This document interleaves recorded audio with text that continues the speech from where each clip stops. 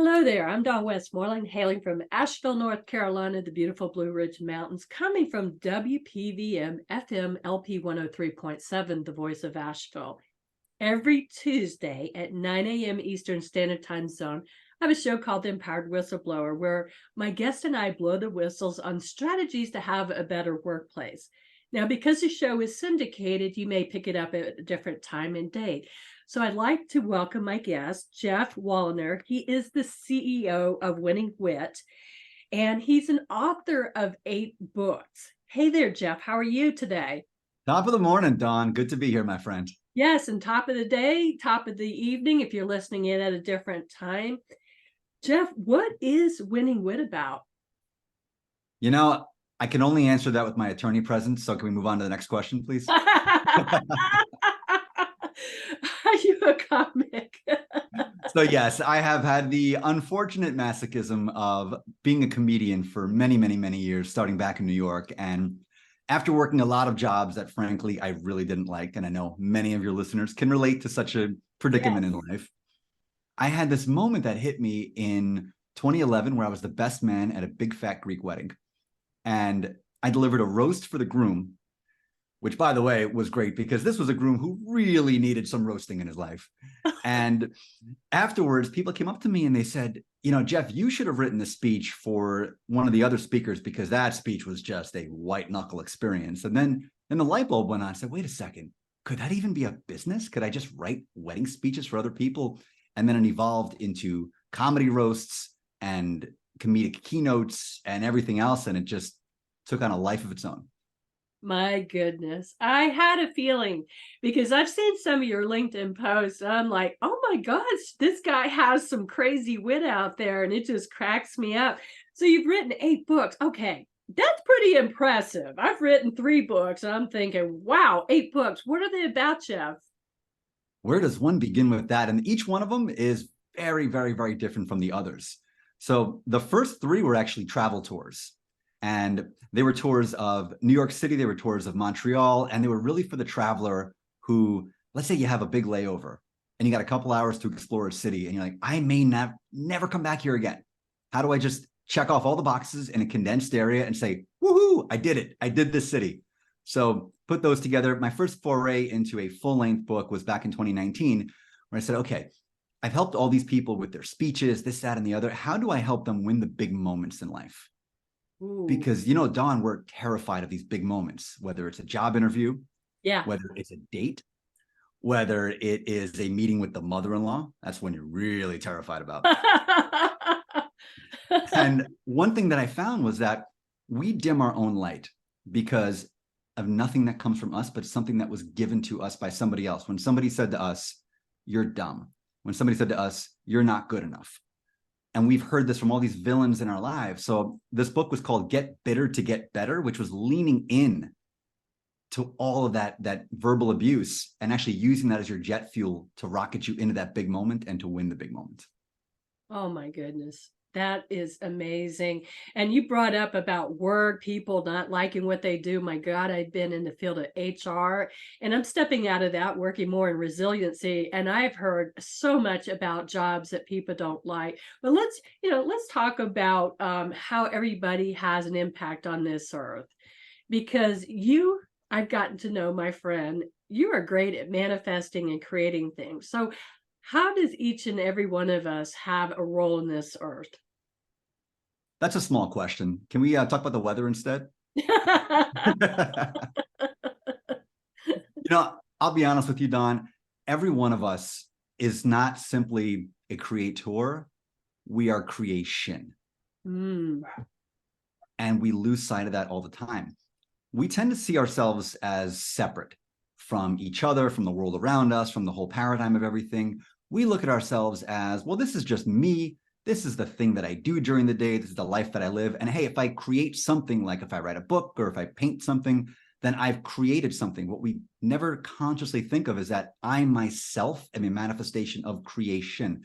I am the creation of my parents, who are the creation of their parents. And this laptop I'm looking at right now is the creation of the company who created it, who themselves were the creation of something else. So everything is just unfolding creation. So if that's the case, then we have the ability to create our own reality every single minute of every single day, which we do. So the question then becomes, which one are we going to recreate? Which direction are we going to go consciously? Okay, before you got into this mindset, did you have a different kind of mindset? Were you ever one of these real serious kind of people? And then did you have like an aha moment, Geoff? I mean, how did you get to where you're at today? Oh, I totally had that 40 years wandering in the desert deal. That's the beauty of it, right? That's the whole fun of this whole journey. And oh, I was absolutely eyeballs deep in that, in taking the world way too seriously and using comedy as a mechanism to take the edge off, to put a little bit of seasoning on the steak, to make it a little more palatable for me. But it wasn't coming from a good relationship with reality. It was coming from, I don't like this. I don't like the world around me. I don't like my circumstances. So I'm just going to take pot shots at them all day. And frankly, that's what most comedy is. So I had this awakening that happened right around COVID. I know, how utterly cliche. And it just became really clear to me how everything really is interconnected. And obviously there's many philosophical and spiritual undercurrents to all that. So we're not going to get into that. We don't have enough time for that today. But it became really clear to me that this reality is just a big ball of Play-Doh. It's all a show and it's all a dream. And we have the ability to take this dream in any direction we want. That informed my recent book, which is one of a trilogy that I'm working on called The Path to Perfectia. And that is essentially the core idea, that the entire thing is a dream that we came to experience and to create. So how can we create the most beautiful, radiant, magnificent dream we can while we're in the middle of the dream? Now, you had an interesting experience in the past that really shaped you. Can we talk about that? Yeah, so this is a little difficult to talk about, but it was 5 years ago at a Detroit Taco Bell. And that night, let me tell you, oh no, a different experience. Okay. Yeah. No, so a year ago. No Taco Bell? No Taco Bell. Now we'll shelve that for the next show. So a year ago, I suddenly found myself losing a lot of weight very rapidly, and I had no idea what was happening. And it wasn't because I was suddenly getting into great shape. It wasn't because I was suddenly eating right. Because my wife can tell you that was definitely not happening. After 3 months, I found myself down 65 pounds. And my acupuncturist told me that my organs were starting to shut down. I had no explanation for what was happening. And it was truly terrifying. I took every test, every scan, nothing. All I knew is I was quite literally fading away. And what I realized now in retrospect was that I was essentially being primed to step into this new reality I was going to create for myself. But the only way to step into that is to let go of that which was weighing you down. In this case, for me, it was actual physical weight, but it was also a lot of bad habits, bad thought patterns. So in order to truly make that break with who you were into who you're going to become, you have to strip bare everything which no longer serves you. And knowing myself, that was never going to happen voluntarily. Gotcha. So this was, you know what I mean? Like it had to happen to me to happen for me. So, some people, like on a full moon, it's just a ritual. They'll stand out, I release everything that doesn't serve me for my highest good. So this was your, what can I say? Like almost a death of the old self, Geoff, right? Very much so. Did it alarm you? Oh, it's terrifying. It was truly terrifying. And after about a year of enduring this, where, I mean, Dawn, I couldn't eat, I couldn't drink, I couldn't go anywhere, I couldn't do anything. And, for a guy like me who's used to being out and about, and I love being with the people and going here and going there and going everywhere and performing and all that, suddenly that's all gone. And when all that's gone, you have got to take a good, long, hard look inside because there's nowhere left to look. What did you see inside, Geoff? What did I see inside? Well, that you've got to ask my gastroenterologist. He had the scope. But when I looked into my own soul, so to speak, yeah. I saw a lot of things that just weren't mine. I saw thoughts, I saw beliefs, I saw patterns, I saw traumas, I saw all these things that just weren't mine. I said, well, what if I hit the reset button? And from this moment forward, say everything that comes into my field of awareness, into my field of experience, is something that I'm going to be the architect of consciously. Ooh, that's huge. So did you get better all of a sudden?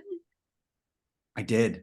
And that's the most incredible thing. And I thank my wonderful acupuncturist for this. And folks out there, if you are considering acupuncture, first and foremost, find a good one. Like any profession, you're going to find a variance.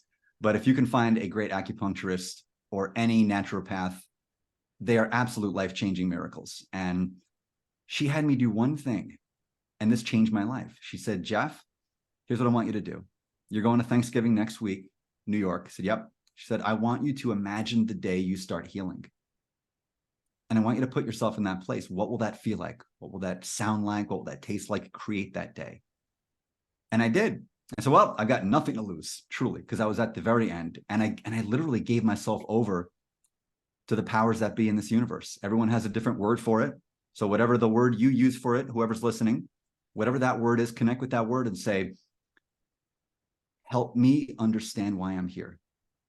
Give me a sign. Show me the way. Something that I will understand, something that is not ambiguous, something that's clear, something that I myself, through my own lens of experience and joy, will truly get. And then I went to New York the next week, and for the first time in a year, I had a full meal. For the first time in a year, I smiled. For the first time in a year, I laughed. And from that point forward, my entire life changed. My goodness. So somebody out there that's in an unhappy job, Geoff, what would you tell him or her today? Well, so first of all, that'd be most of you, if not all of you. And I get it. Friends, please do not misinterpret any of this as some guru on his high horse. No. My friends, I have worked all those jobs. I have worked in a bowling alley at 2:00 in the morning, cleaning bathrooms after a frat party had been there. So I'll let you have that visual to yourselves. For minimum wage in the dead of winter in Michigan. So you can imagine how fun that was. I have handed out flyers in front of furniture stores in 98-degree weather. I have made 150 cold calls a day, stuck in a desk from 7 a.m. to 7 p.m. for years on end. I have worked all the awful jobs, all of them. So I can appreciate all of it. And I tell you this, think of you and your job as the catalyst to change the entire world. First question is, okay, that's crazy. How are you going to change the world cleaning a bowling alley? Easy. Once you understand that, and if you really look deep down and you have a moment to be still, you'll realize that this bowling alley and your janitorial job within that bowling alley are part of the grand cosmic drama.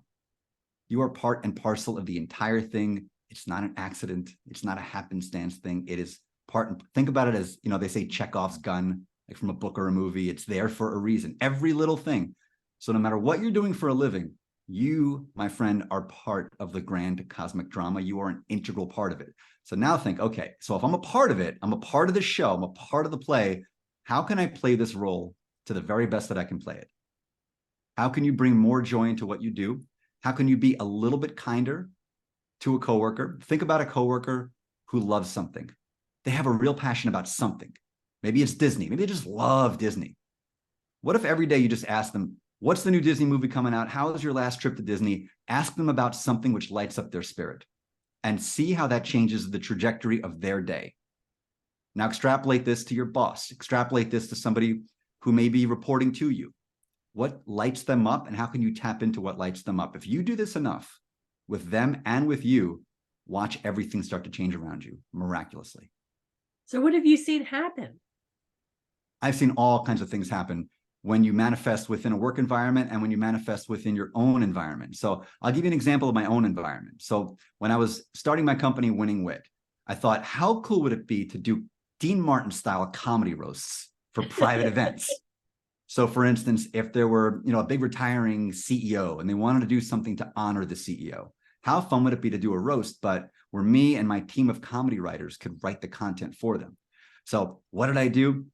I saddled up and I went to every venue in the DC area to partner with them and do this, that, and the other. And let me tell you, Dawn, after 6 months of doing this, I got nothing. I got absolutely nothing because I would have thought you got something. Well, I did, but it first took 6 months of nothing. So here's the thing about manifestation. It's not some big cosmic goodie bag. You reach your hand into, you're like, ooh, I got this fun thing. It has to happen first. And this is the real key. They always say, I'll believe it when I see it. Yeah. Yeah. Well, That's been around a long time. you got to believe it to see it.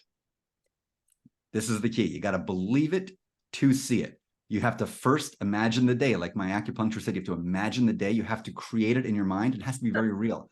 So here's what I did. I went to the last venue I was going to go to. And I said, you know what? I can't do this anymore. I'll just go today, though. Why not? Check the box. I showed up to the Ritz-Carlton in Tyson's Corner, Virginia, and I meet with the event planner. She takes me around her ballroom. Now, this place looked like the aftermath of a tornado had come through it. I mean, everything is upside down, this and that. A big wedding had just come through. They're turning over the room. Okay, I'm looking around here. And I just had this moment of, boy, how cool would it be if I hosted an event in this room and it were some like big comedy roast. And I was up on that dais over there and I started imagining it. And I lived inside the emotional and energetic space of what would it be like if that happened. And I took it with me that night, took it with me the next day. So fast forward about 2 weeks, I go to a networking event and I meet an event planner. And she said, hey, I think you mentioned something about your company doing comedy roast, right? I said, oh, yeah, we do them all the time. I hadn't done a single one at that point. But oh, yeah, totally. That's us. We're kind of booked, but what do you got? He said, well, it's funny you mentioned because a big client of mine, they have a retiring doctor and they want to do a roast for him. Oh, and would you be interested in doing that? I said, well, let me check my calendar, but let's talk about it. And needless to say, and as soon as she walked away from the room, I'm doing the happy dance and I'm jumping around. And well, that ended up becoming my first client for comedy roasts. And where was that event? In that same ballroom in Tyson's Corner, Virginia. Oh, Geoff, that's unreal. Which I found out about. I was not the one who recommended the venue. They told me, oh yeah, just so you know, I'm not sure if you know where this is, but it's in the Ritz-Carlton Ballroom in Tyson's Corner, Virginia. I said, you've got to be kidding me. Good gracious. You've got to be kidding me. That is cool. Well, for the person out there that's the doubting Thomas, how does he or she get into that energy space, that frequency? I get that. And I was the doubting Thomas forever. I love that term, by the way, doubting Thomas. No, okay, let me just say this. And I want to stick up for all the Toms out there because I feel like you've gotten a bad rap. You've been accused of being doubters and skeptics and cynics. So we have the doubting Tom. You've been accused of being creeps. I mean, peeping Tom, come on. Why use the word Tom, right? I mean, it could be a peeping Chris, but no, Tom. Like, so you've been dragged through the mud and I stand with Toms. Just saying that. It should be a hashtag. I stand with Toms. But for all of you doubting Toms and for all you doubting anybody's, for you doubting Kristas and you doubting Jamals and doubting whatevers, I'm talking right to you today. And I understand where you're coming from. I see you. I get it. So here's what I'd recommend. Start small and start kind. Truly. Find somebody in your life, in the immediate circle of your life. Find what they love and amplify what they love. Ask them to tell you about the thing they love. If you're down in North Carolina, somebody could be a big Panthers fan. And if that's the case, I'm very sorry. But just ask them to talk football. Just ask them about what's going on there. Ask them what draft pick you think the Panthers, just stoke their joy. Whatever their joy is, it could be apple picking in the fall, stoke their joy. And continue to stoke the joy of the people around you and watch what that does energetically to you and to the world around you. And as you continue doing this, start thinking about what you want to accomplish in life, what you want to achieve, what you want to experience. Align that with stoking the joy of others. Watch the miracles unfold, my friend, and the doubting Thomas will be the believing Thomas. Have you worked with people on this? I have, yeah. How to do this? I work with people all the time on this. And I always say, you give me 1 hour and I'll show you how you're going to change the entire world. Oh, wow. That's it. And I know it sounds crazy. It sounds grandiose. Like, who's this guy? Fair. I would have said the exact same thing. And I would have written a lot of satire about it. In fact, I still write satire about it. You can't laugh at yourself. What are you doing? How do people find out about you? I mean, how do they reach out to you, Geoff? Honestly, they just come out of the woodwork on LinkedIn. That's where they all just find me. They're just on LinkedIn. Like, they just DM me and they just want to know more. That's all it is. And my friends, I would say, be what you want to see in the world. And I know people say that, but it really has a lot of resonance where if you say, the world is unkind. Okay, well, there's 2 ways you can go with that. You can continue to be unkind yourself, and that will mirror back to you. Or just take one small step toward a little bit of kindness today and watch how that mirrors back to you. You do that enough, the world won't feel unkind anymore. So is it fair to say that we get back what we focus on? We do. We say we don't, I've heard this term and I used to laugh it out of the building until I've experienced it. And I see a lot of truth to it, which is, we don't attract what we want. We attract what we are. What we are. Boy, that almost sounds like Wayne Dyer, Dr. Wayne. Yeah, it is. And, this was stuff that I used to satirize mercilessly when I was in a consciousness of lack and of fear and of grievance and resentment. And so to me, this was all nonsense. So was it that I lived it. near-death experience that changed you? Yeah, truly it was. Once you're really at the end, and I was at the end, Don, I'm telling you, I was at the end. My body was physically shutting down. I didn't have a whole lot of time left to go. Ooh. And it was that moment where I realized this was just preparing me for what was next. But if I wasn't willing to step into what was next, frankly, there wasn't going to be a next. Wow. And you get a real sense of clarity when that happens. But the cool thing is, it just reminds you that you are the creator. And friends, if you're listening, the one thing I just want you to take away from this, if nothing else, just look in the mirror every day and just look at those eyes and say, I am the creator. I am the creator. Like, you create this. It may seem like it's all externally imposed on you. And a lot of things are, like your name was given to you. Your physiology was given to you. The country you were born in was given to you. So those are the things you can't change, but you can change everything within that. You can change the direction that character goes within the story. You are the writer, the director, the actor, and the producer all in one. So people can reach out to you and you will teach them how to set the intention or to manifest. What do you call it, Geoff? Honestly, it can be called anything you want, but I really call it coming home to yourself. Oh, okay. Remembering who you really are, because underneath all the layers of all these stories we tell ourselves and these roles that we play and these beliefs that we think are ours. And now here's the thing about a belief, and it could be a belief about anything. Once you start scratching the surface of that, it's like a scratch off ticket. You start scratching it, you get all kinds of weird stuff that starts popping up underneath. You realize that these beliefs were never really yours. They were never yours. And it doesn't matter what the belief is. It was given to you by, and you could believe in it strongly. In fact, you can believe, it can be the core of your entire identity, and it's still not yours. Whose is it then?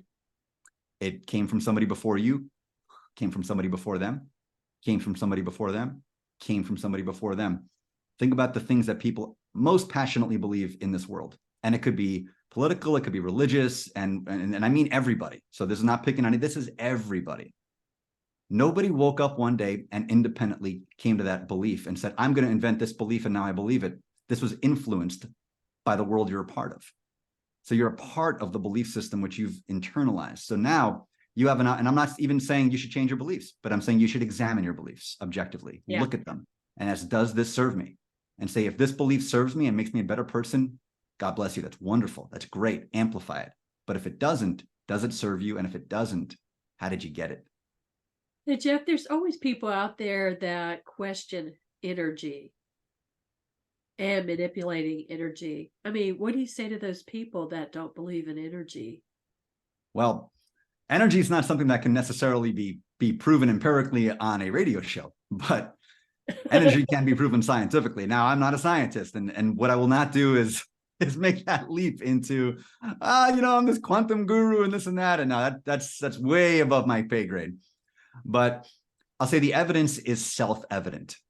That's the thing. It's once you start implementing this in your life, you won't need me or anybody else to convince you. And that's the one thing, Don, I am not an evangelist for this. I'm not an evangelist for anything. I never try to convince anybody of anything. I simply say, if you feel like your own life is off course and you want to give it a little nudge back on the highway, I'm here to help you. And I'd love to help you do that. But I will never look at somebody and say, you're lost. And here's what you need to do. That's not my place. Everybody has their own journey. Yeah. I'm just here to help those who feel maybe their journey's a little bit off course and they want to nudge it back on the track. And imagine there's so many people out there like that. So how do we get a hold of you? I know how to get a hold of you, but how do my listeners get a hold of you? Yeah, Dawn had a PI track me down, so she knows how to get a hold of me. But you can all reach me a couple different ways if you want to connect with me on LinkedIn. It's Geoff Woliner, Geoff with a G, Geoff Woliner. And you could also find me on my website, which is simply geoffwoliner.com. Easy peasy. I'm the only one of my kind, at least as far as I know.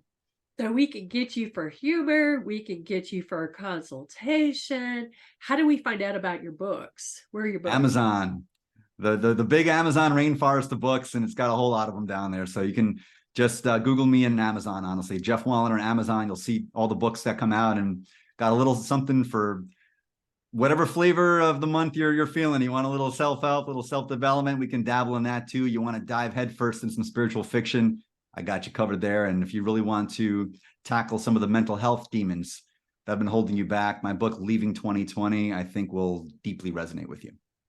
What a title. That book was a slice of life. I wrote that right in the heart of the pandemic. And it was about a character in New York City who was dealing with the deepest demons of depression. And the pandemic had sent him over the edge. It was just the one thing too much. So he makes an executive decision for that day to be the last day he's going to be on this earth. And he actually takes the leap, but that's where the story begins. Well, to listeners, you're going to have to purchase this book to find out more. Geoff, are you a disruptor? Good question. You know what, Dawn, I think we're all disruptors. I think we love to use that word. And I know that's a chic word to use these days. And I don't hate it. I'll be honest with you. I kind of like it. But to me, I think in ways big or small, we're all disruptors because creation itself is disruption. Creation is the literal birthing of something new from something that was. And we do that every single day. You know what? I'm going to go up and make a quesadilla for lunch today. That's going to be disrupting my kitchen because there's going to be 2 less tortillas in my fridge. And there's going to be less cheese in my fridge now, which I'm going to have to then refill. And I've just disrupted the ecosystem of what's happening in my fridge. So everything we do, this conversation we're having right now is disruption. Oh my goodness gracious. What's next for you? So I'm working on the second of my trilogy right now. It's called The Path to Perfectia. And honestly, that book is truly my baby. And I love them all. I really do. But The Path to Perfectia, that one came to me a year ago, right when I began the journey back to life. And it was the writing of the book that actually restored my health, and it restored my vitality, and it restored my joy, restored my optimism. And it's really a story that speaks to my soul and to many people who are struggling with all kinds of things like grief and loss and hopelessness. And it's how you find the light within those moments and how do you get to the other side of it. Very impressive. Yes. So do you think we should laugh our way through life? You have to. What else can we do? You laugh or cry, and there's a place for both and there's a time for both, Ecclesiastes. But at the end of the day, I love to satirize life because the way I see it, this whole thing really is just, it's a show. It's a game. It's a dream. And if you can't have fun with it, if you take anything in this life too seriously, that is a recipe for disaster. Boy. It's a recipe for misery. It's a recipe for war. It's a recipe for conflict. It's a recipe for depression because you cannot be upset about something you don't take seriously. They just can't exist in the same space. So take ourselves less seriously. Absolutely take ourselves less seriously, because at the end of the day, if we're all just creating every moment of every day, we can create something lighter. We can create something more fun. I'm convinced that we are. I believe there is a rise in consciousness happening. I believe a better world is happening right now. It's unfolding right now, even though it may not be apparent. And it's because of you, Dawn, and it's because of everybody else here. A better world is coming because of every single one of you.